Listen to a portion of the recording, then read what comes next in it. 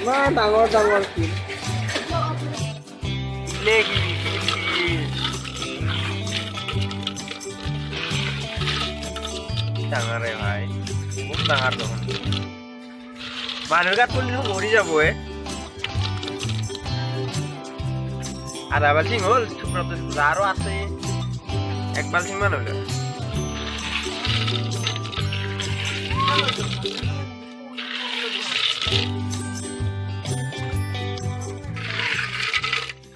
সৰু শিল হাতটা ঠাণ্ডা হয়েছে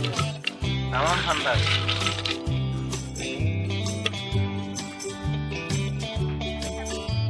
এক ঘন্টাৰও বেশি হলো নাকি